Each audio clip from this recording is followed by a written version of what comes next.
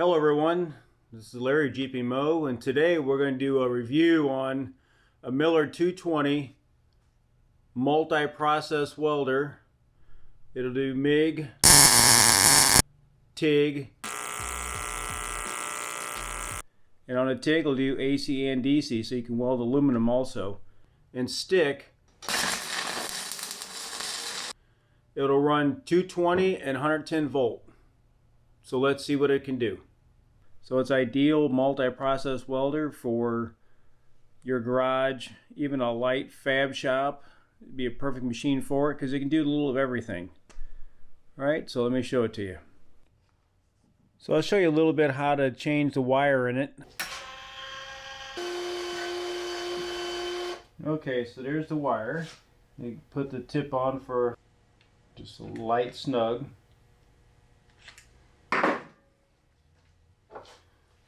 Put the shield back on.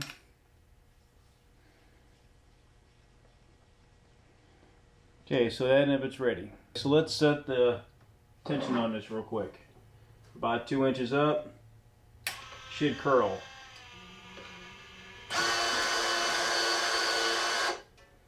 I'm going to back it off until it quits pushing.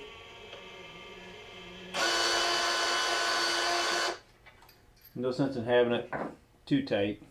So let me show you a little bit about the machine itself. So it's pretty nice. You can see it can do flux core and MIG, stainless. You know, there's all kinds of options here for the different processes. And you can go in here and select if you want to put in here exactly how many amps you want, you can do that. But it has this smart feature as well that you can turn on or off. You can tell what size tungsten, how many amps you want. For this is for the TIG weld, right? And you can go in and you can adjust all this whatever you want. If you want pulse, you can give it pulse. I've been playing with a little of that. It's pretty cool.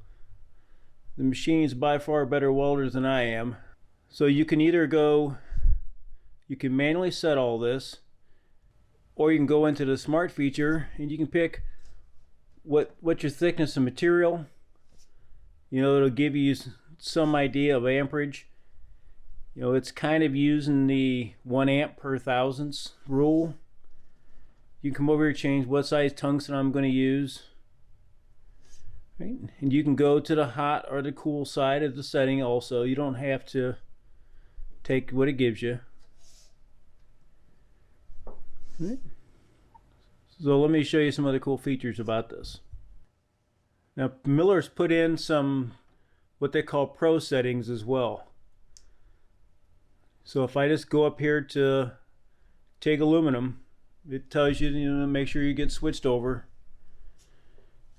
And they have what they call pro settings as well.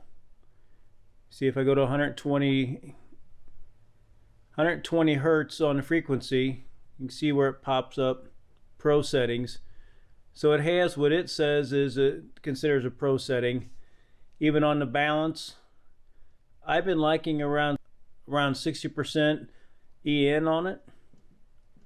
But if you get up here to around 75, it'll tell you that that's its pro setting. So you can elect to take it or not, and even it has its smart features as well. But the one thing nice about it, if you guys watch the channel, you know that we had a Esab Rebel in here for a little while until it broke, and this was its replacement. I needed a multi-process machine. Now the Esab and the Miller both have some of these smart features about it. As far as the TIG, the only thing I don't like about it is, and maybe a better hand would do better with this, but the Esab will go down to 5 amps, I think it was, where this one only goes to 20. So, but for me, I don't know that I'll use that much. I've tried to light up on a couple razor blade edges, and I burned off the edge pretty quick. Now, once again, that could just be me. But with the Esab, I could hold a bead across the edge. When am I going to use that? I doubt very very much. It's more of a showpiece if anything else. But one of the really cool features about this is that the Esab could not do. The one thing I really like about this miller that the Esab wouldn't do is if I wanted to go from MIG to TIG, I had to change out these lugs. Which, was it a big deal? No, not really. They just push in and turn. More of a nuisance than anything else. But what I really liked about it was if I want to go, right now we're set up for TIG aluminum. You can watch. I want you to watch. The minute I hit the MIG gun, my settings go into the last settings that I had for the, and by the same token, if I push back on the pedal for the TIG torch, we go right back into TIG. So I can flip-flop between processes real easy. As long as the gas is on, tack with one and weld with the other, very easy to do. The only time you have to change anything is if you want to put in a stinger for the stick. So if you want to go stick, you have to plug this in. Other than that, for the MIG and for the TIG, you put it in and you pretty much just forget about it. You don't touch it unless you actually want to use the stick weld. And it has its time and its place as well. And when you go for the stick, you do have to come over here and manually put it in the stick. Right? But very easy. If I hit the gun, we're back in the MIG. So that is one of the biggest, I think, selling points for this miller. Now from a price standpoint, it was about $400 more than the Esab, and I went with the miller for its replacement for no other reason. After the Esab broke, I couldn't find people to fix it real easy, and the miller, they have a pretty big network for that. So it's not that I'm getting down on the Esab unit, but the miller has a pretty good name out there and a lot of repair centers, and I really like the versatility of being able to switch from process to process. Right?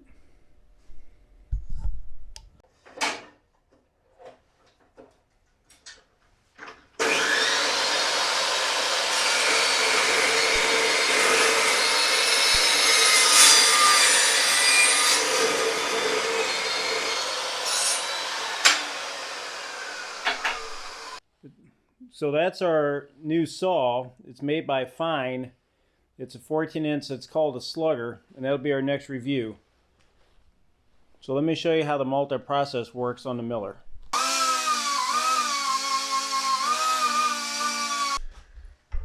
Okay, for gas, you just got to have the 100% argon.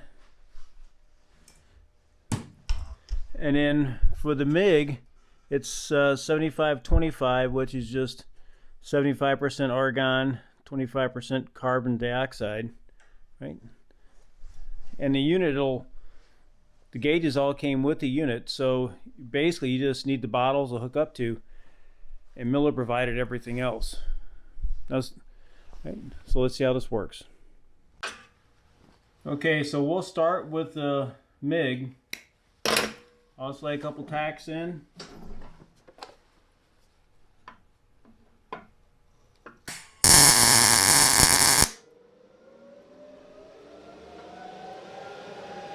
So that's tacked. If I want to tack it with a TIG torch,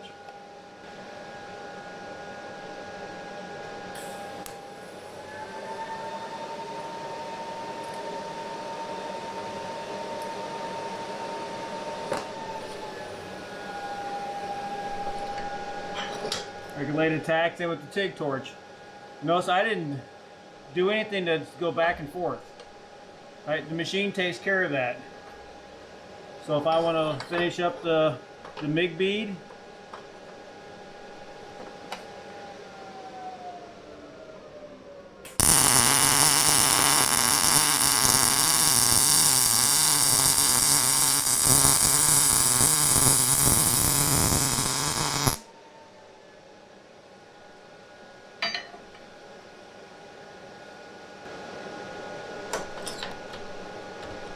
So there's the MIG bead.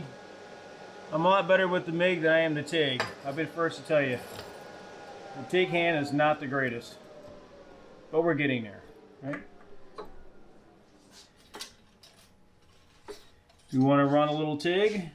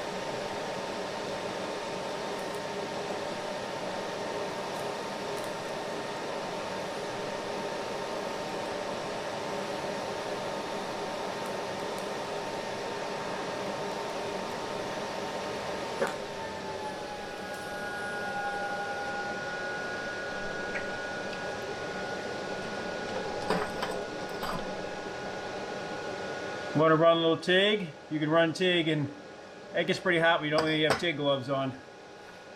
All right, so that's you just go back and forth real easily, and the machine just takes care of it. You're not switching to everything. All right. The only time you got to switch is when you do stick, and let me show you that. Okay, so let's change this over for stick. Stick is the only thing that really requires much changeover time. We're going to drop down into stick, and you have to disconnect your torch. Right?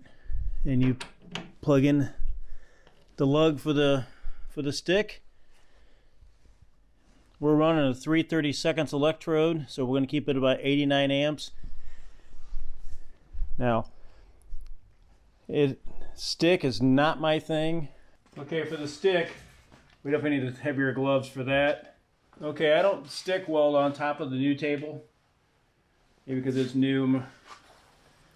Say what you want. It comes with a nice stinger. Now these are 7018 rods. It came with some really nice blue double, a pack of sticks. It came with a pack of the 7018s and 2 spools of wire, some 30 and some 35. I bought them at Baker's Gas. So, but I left those in there. I don't want them sucking up moisture. Went up to Harbor Freight, bought some 7018s. So let's do a little stick welding.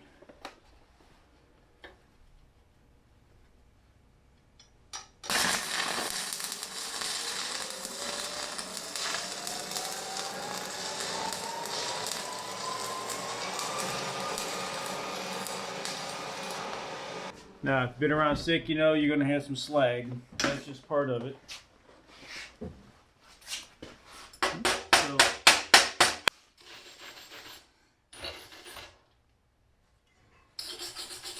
So I've been first tell you, it's not the best weld. It's kind of horrible. It's really dug in on the corners, right? But for myself, I think it'd probably go down in amperage a little bit. We might try that again.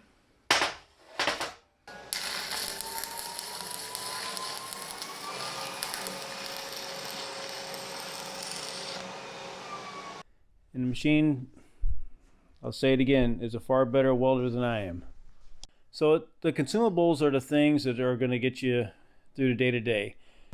But if you're going to TIG weld, and if you're going to TIG weld, go up to your whoever you're buying gas from and talk to them about your filler rods, right? So whether you're running this like 5356 or 4043, I bought them just so I could play with each of the different materials.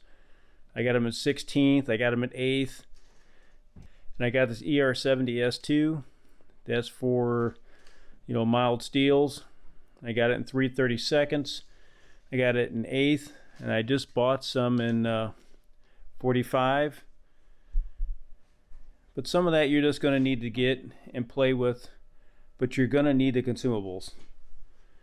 Some of the other things you're going to need, so this all came with, the Blue Demon stuff came with the unit. So it came with some Blue Demon rods, right?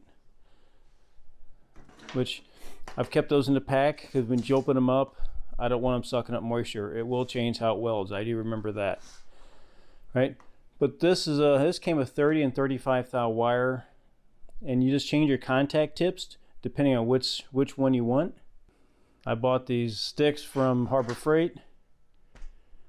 Okay, so a few other things that you're going to need as far as consumables go is, well, you always need stickers, right? New tips, you know, for the MIG gun itself. Actual contact tips for different size wire. You'll go through these. You'll need some of these, right? So this is that should be for a, I don't know if you can see it on there, but it says 30 on it, and that should be 35.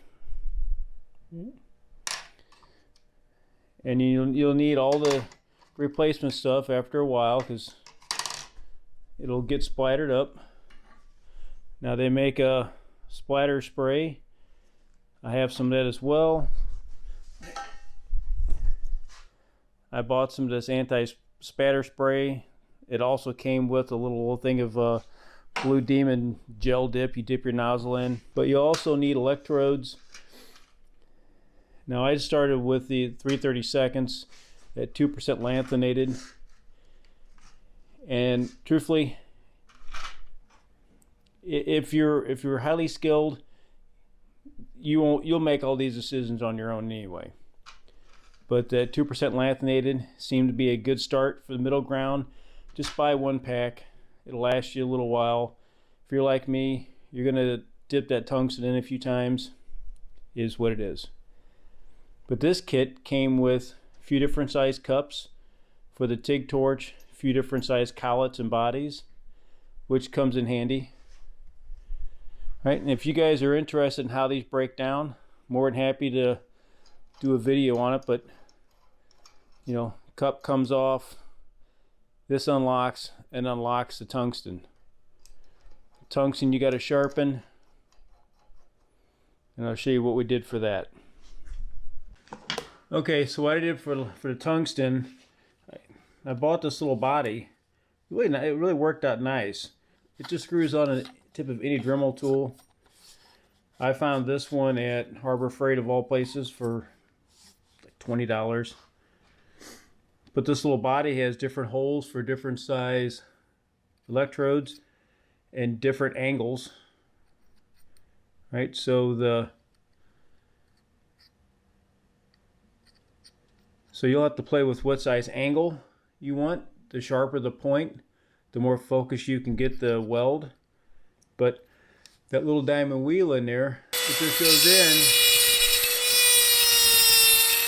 Now, you can do it on a normal grinder just as well.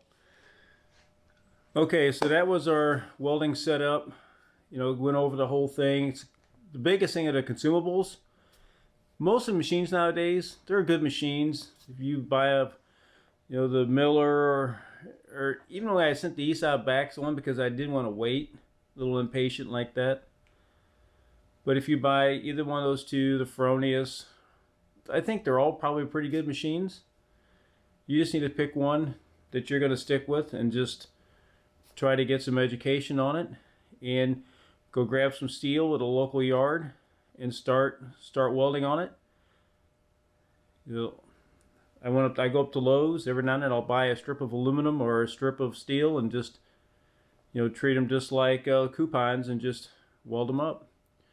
Alright, so if you like this kind of content, let me know. If you have any questions about anything here, I'm more than happy to share any of the information I have, or where I got this or where I got that. You can reach out to me, leave me a comment.